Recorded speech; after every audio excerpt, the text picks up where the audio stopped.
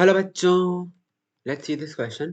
इस क्वेश्चन में मेरे को लिखा है if A B C D is a quadrilateral, A C is the bisector of A B and A D, angle between A B and A D is 2π/3।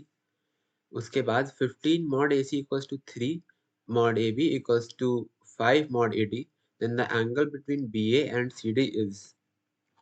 तो सबसे पहले तो हम यहाँ पे मान लेते हैं कि मेरा ए जो है वो ओरिजिन, मतलब बेसिकली ए को ओरिजिन मान लेते हैं और उसके रिस्पेक्ट में बी सी और डी के पोजीशन वेक्टर्स को स्मॉल बी स्मॉल सी और स्मॉल डी अज्यूम कर लेते हैं। तो यहाँ पे इसको डायग्रामेटिकली अगर हम दिखाएं तो मान लेते हैं कि ए वेक्टर जो है मेरा, ये ए वेक्टर है ओरिजिन पे। उसके बाद यहाँ पे मेरा मान लेते हैं बी वेक्टर है, इसका पोजीशन वेक्टर स्मॉल बी से डिनोट किए हैं।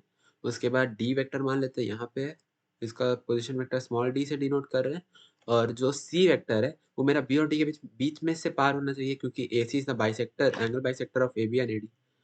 तो हम यहाँ पे सी वेक्टर ऐसे बना देते हैं। उसके बाद angle between A B and A D 2π/3 given है। तो इसको और परफेक्ट डायग्राम बनाने के लिए यहाँ पे हम लोग डी वेक्टर को यहाँ पे बना देते हैं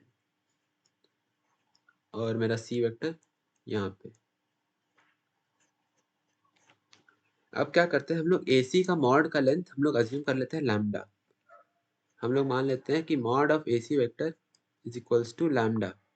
तो इस हिसाब से मेरा जो मॉड ऑफ AB हो जाएगा वो कितना हो जाएगा, मॉड ऑफ AB वेक्टर मेरा यहाँ इस इक्वेशन से हो जाएगा 15/3 मॉड ऑफ AC, यानी कि 5 मॉड ऑफ AC, यानी कि 5 लैम्डा। और सिमिलरली जो मेरा मॉड ऑफ AD हो जाएगा, मॉड ऑफ AD मेरा इक्वल्स टू हो जाएगा 3 लैम्डा के, विद सिमिलर लॉजिक। तो ये मेरे को तीनों वेक्टर्स का मॉड मिल गया, यानी कि हम ऐसा बोल सकते हैं कि AC यानी कि mod of C vector is lambda, mod of B vector is 5 lambda, and similarly mod of D vector is 3 lambda. अब मेरे को क्वेश्चन में निकालना है angle between BA and CD।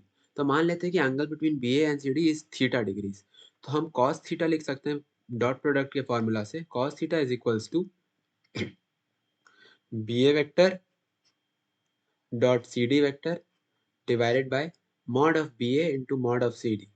तो mod of BA mod of CD।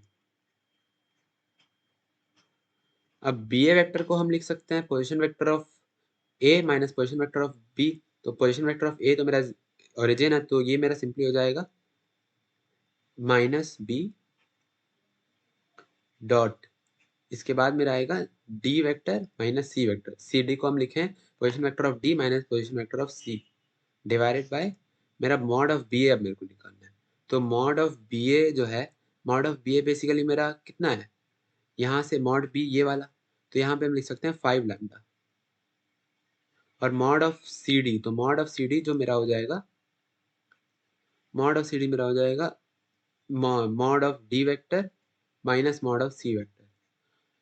अब इसके बाद न्यूमरेटर को हम लोग यहाँ पे लिख लेते हैं B dot C minus B dot D, और डिनोमिनेटर में तो सेम टू सेम वही रहेगा 5 lambda into mod of D minus C, D vector minus C vector. अब मेरा एम है कि हम magnitude of D vector minus C vector calculate करें, तो हम यहाँ पे वो कैलकुलेट कर लेते हैं।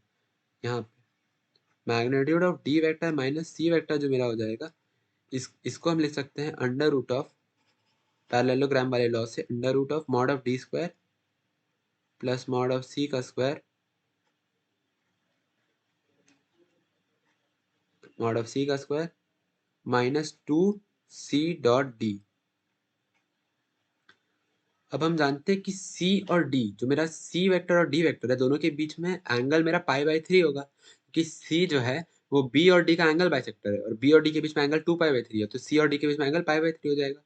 और मॉड D और मॉड D और मॉड C तो हम लैम्डा के टर्म्स में जानते ही हैं, तो हम यहाँ पे लिख सकते हैं मॉड D का स्क्वायर यानी कि 9 lambda square plus mod C का स्क्वायर यानी कि lambda square minus 2C dot D की जगह हम लिखेंगे mod C mod D into cos of π/3। तो कॉस π/3 1/2 हो जाएगा, तो ये उस 2 से कैंसिल हो जाएगा और मॉड C मॉड D बचेगा।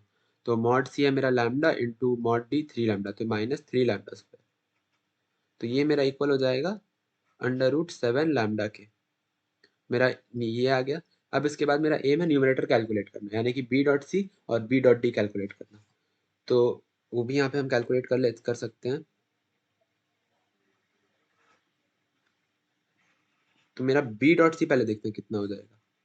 बी डॉट सी हो जाएगा mod C into cos of angle between B and C. अब बी और सी के बीच में एंगल कितना है, मेरा बी है ये और सी है ये, और सी जो है वो बी बी ए डी का एंगल बाई सेक्टर है। तो ये एंगल मेरा पाई बाई 3 हो जाएगा, यानी 60 डिग्री हो जाएगा। तो mod B mod C into cos 60, यानी कि 1 mod B mod C by 2। तो मॉड बी मेरा है 5 लैम्डा, मॉड सी मेरा है लैम्डा, तो 5 लैम्डा स्क्वायर बाई 2। उसके बाद सिमिलरली बी डॉट डी निकालेंगे, बी डॉट डी, तो mod D into cos of angle between B and D. और बी और डी के बीच में मेरा कितना एंगल है, बी और डी के बीच में मेरा 60 प्लस 60 120 डिग्री का एंगल है, जो कि क्वेश्चन में 2 पाई बाई 3 गिवन है। तो हम यहाँ पे लिख सकते हैं, पहले तो मॉड डी आएगा, मॉड बी मेरा हो जाएगा 5 लैम्डा और मॉड डी हो जाएगा मेरा 3 लैम्डा, तो 15 लैम्डा स्क्वायर डिवाइडेड बाई 2। तो अब हम इन सभी वैल्यूज को यहाँ पे सब्स्टिट्यूट करेंगे ओरिजिनल यहाँ जगह पे। तो बी डॉट सी माइनस ये मेरा हो जाएगा बी डॉट, यहाँ पे मेरा एक फर्स्ट ऑफ ऑल यहाँ पे मेरा नेगेटिव साइन आएगा, क्योंकि cos 2 pi by 3 minus 1 by 2 तो यहाँ पे माइनस आ जाएगा। अब उसके बाद B dot C minus B dot D divided by 5 lambda into mod of D minus C. तो यहाँ पे हम अब सारा वैल्यू सब्स्टिट्यूट कर देंगे। पहले तो बी डॉट सी डालेंगे 5 lambda square by 2, negative of B dot D की जगह डालेंगे माइनस 15 लैम्डा स्क्वायर बाई 2 और divided by 5 lambda into root 7 lambda. जब इन सभी वैल्यूज को हम लोग कैलकुलेट करेंगे तो मेरा आ जाएगा लैम्डा लैम्डा सारा कैंसिल आउट हो जाएगा, ये लैम्डा और ऊपर में लैम्डा स्क्वायर बचेगा तो वो भी कैंसिल आउट हो जाएगा, यहाँ पे कैंसिल कर दिए। और ये मेरा फाइनली निकल के आ जाएगा 2/√7 के बराबर, 2/√7। यहाँ पे हम लिख सकते हैं cos theta is equal to 2/√7। तो इससे हम क्या बोल सकते हैं कि थीटा इक्वल टू क्या होगा मेरा 2/7 कॉस इनवर्स ऑफ 2/7। तो ये ऑप्शन मेरे को दिख रहा है ऑप्शन 3 में, तो option 3 cos inverse 2/√7 is my correct answer. I hope everyone got the solution. Thank you.